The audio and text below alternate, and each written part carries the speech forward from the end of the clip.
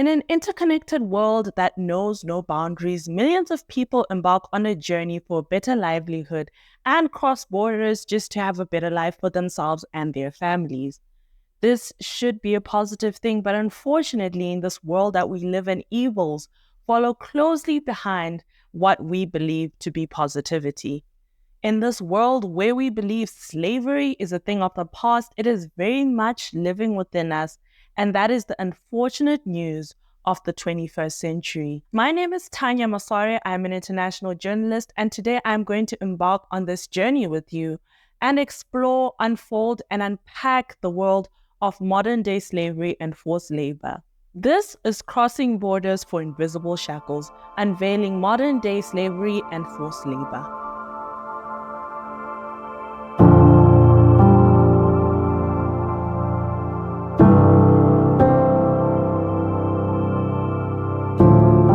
Some people call it contemporary slavery, some people call it neo-slavery. Regardless of what you call it, it is slavery and it demands our attention. It is not something of the past, it is something that is happening right now. Of course, you may have heard a few news stories or headlines talking about some trafficking victims, talking about people who went and got stolen or family members who disappeared when they went to look for jobs. But the story is much broader than you think.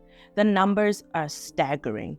On record, 49.6 million people were living in modern-day slavery in 2021, of which 27.6 million were in forced labor and 22 million in forced marriage. You might be surprised to find that most cases of forced labor, almost 86%, are found in the private sector. Forced labor can come in many forms, sometimes working on farms and sometimes sexual exploitation. Most of them are rooted in trafficking and migrant labor. The unfortunate thing about these statistics is that mostly women and girls are the most vulnerable and fall the most for these scams or are more likely to be trapped or trafficked. Many of these individuals are exploited and are put in vulnerable positions that they have no way of getting out of. The reason why I titled this mini documentary Invisible Shackles is because when we have the image of slavery, we have the image of Black people in ships moving abroad, going to the islands or to the Americas to work on plantations with visible chains. But nowadays, it seems unfortunate that the desperate who go into these areas and are trapped in these unfortunate circumstances are individuals that go there willingly initially and have become trapped eventually because they're put in situations where they have no choice. That, ladies and gentlemen, is modern day slavery. Migrant labor is a very common trend in Africa where I am located. I personally know several people who are working far away from home to bring in money and better livelihood for the people here at home. But scams are becoming more common than we realize. Behind the statistics and behind all the numbers, there are real people and real experiences. I had the privilege of speaking to one such survivor, and unfortunately their connection was not very clear, but the message was very loud and very audible to those who cared to listen. My real name is Deborah. I was born and raised in Kenya, Africa. But people know me as the Luck Mom, Deborah Nanchoka. I became lucky after I survived as a victim of human trafficking and decided that I have great awareness because I realized that human trafficking is international and not only local. Africa, we have many graduates who don't have jobs. I'm one of them. I graduated 2014, and then I had to hustle for 6 years to get a job. And then I got a friend of mine who encouraged me, like she was advising me, like, you don't need to look at papers, that you have papers and you want to wait for white collar jobs. There's some jobs somewhere which pay very well. If you decide to put papers aside, you're going to change your life. So that is how I got tempted and trapped to that system of human trafficking. Then I decided to go to the office. I was like, I need a job. I have kids, they need to eat. I'm a breadwinner. Deborah went on to explain how her journey was filled with surprises, turmoil, and wrong turns. As she arrived in February 2020, Deborah arrived to work for 18 hours every single day without a single break. bearing in mind it was a family of 11 in a palace. She was not allowed her own privacy, and when she got sick, she was constantly accused of faking. When it came to discussing her pay, they claimed that they had lied to her and that the contract she had signed was not for $500 a month, but instead half of that. But she admitted that she did not recall signing any forms and that her sponsor and the agent that she had signed with in Kenya was the one who signed everything. Fortunately, through this turmoil, she managed to look at the bright side and find a way to process the pain. She found a way and she released her emotions, her tensions, and told her story through a book that she wrote during this time. She also took the opportunity to buy some data for herself from her pay and create videos for inspiration. Other videos about her story as a slave worker, as a maid in the Middle East. She managed to save them up until she landed back home over 2 years later. And that is when she gained the popularity as the lucky mom. So people could see me smiling like every time, but they didn't know what I was going through. Around 18th, I've shared my story and I was telling people, go to my YouTube channel, The Lucky Mom Deborah and Choka, you just get those videos and see the exact life behind the scenes in the Middle East. So, there are some questions people can't get answers unless there's somebody who has been there. Another bitter reality about modern-day slavery and forced labor is that besides women being the most vulnerable, children are so much more vulnerable than anyone else in this bitter trade. One such individual who suffered at the hands of modern-day slavery is Imtiaz from India, who was willing to share with me his story over text. Although it was initially in Hindu, a colleague of mine was able to assist with the translation. Imtiaz lost his father at a young age, and him and his family had to move and try to find accommodation and food and work. Whilst on the search, he was picked up by a rich man who promised his mother that he will educate, clothe him, and assist him in the big city. With hopes of a better future, much like other individuals who were trapped into modern-day slavery, him and his friend went and ended up being trapped in a textile slave labor industry where both older men and children were enslaved to work. And when the police and authorities would come to check, they would be made to pretend as if they are studying. This continued to go on until Kailash, a popular Asian Nobel laureate, came and rescued them alongside the other children in the area. Individuals like the lucky mom are, in fact, as her name suggests, very lucky. The truth is there are more people out there still struggling and still trapped in slavery. The reason why these numbers and these voices are not as audible is because it is difficult to locate these individuals, sometimes because of visas and sometimes because it is simply embarrassing. I had the opportunity to speak with Lalaina, an international expert in child labor and forced labor.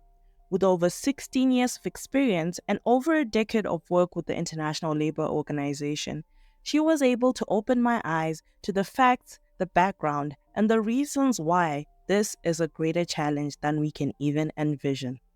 The challenge lies in identifying cases of forced labor.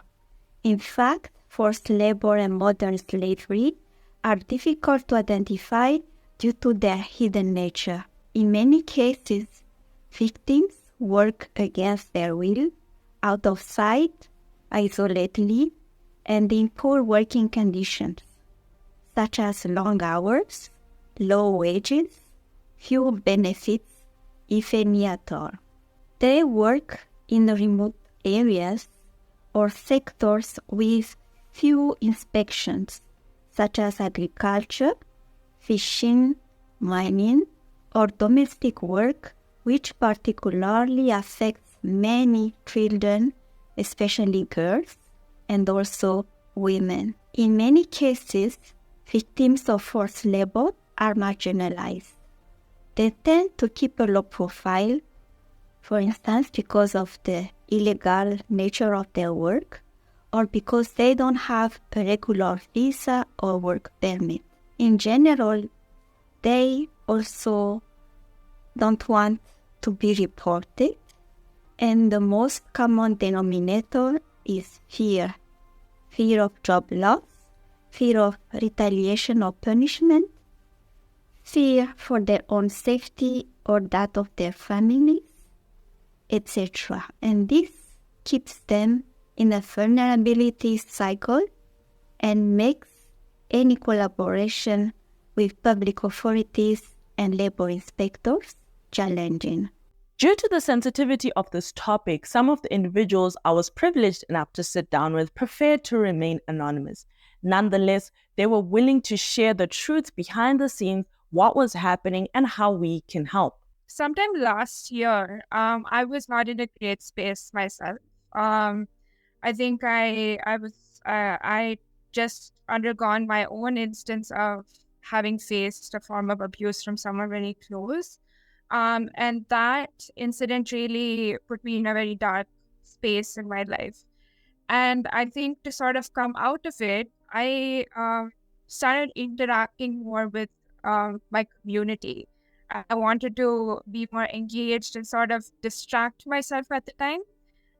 Little did I know, I think at the time when I was doing this, that it's going to give me a wealth of knowledge about the community and how people really exist especially my ecosystem. I cannot speak for Pan India, but within my ecosystem, it is this way. And I thought that's why I should be a part of this documentary, especially.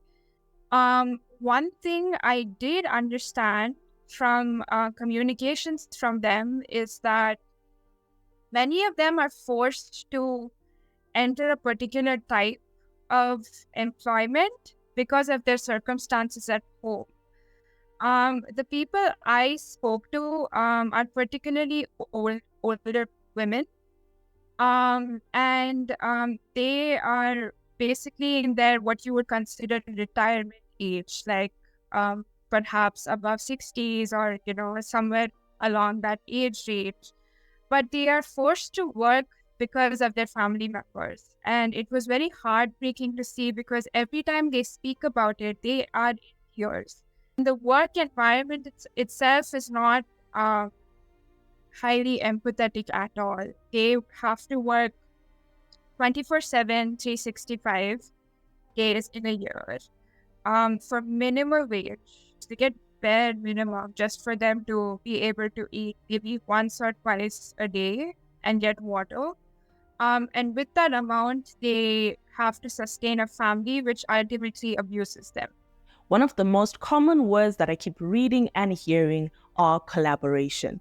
How can you and how can I help in this severe, serious issue that is plaguing all of us, not just in the third world countries? So people started reaching me out like, look, mom, this is what is happening. Maybe somebody has not been paid for 6 months. Somebody is being starved. Somebody is very sick and she's being forced to work. Because that one, I've been there, I've been sick, and I've been forced to work. I always stand with those ladies, and now I have my first page, the Luck Mom Deborah, so that is the Luck Mom family. We just collaborate, and we call those agents, we call the employer, and it has worked. So far, we have rescued around 102 ladies, successful cases, people who have come back home. Sometimes I do a follow-ups, I just go to their homes, we celebrate with the families, and it has become part of me, by the way. The privilege of social media means we can hear the stories of what's happening, we can understand what is happening behind the scenes, and we can get the calls to action that we also desperately need. Sometimes it's just a matter of typing the right words in the search bar. The truth is, we cannot keep saying we didn't know this is what was happening. And we cannot stay silent and keep watching from behind the scenes, claiming and assuming that we are not going to be affected. Your relative might be affected whilst they're searching for a better future. Anyone can be a victim of modern day slavery.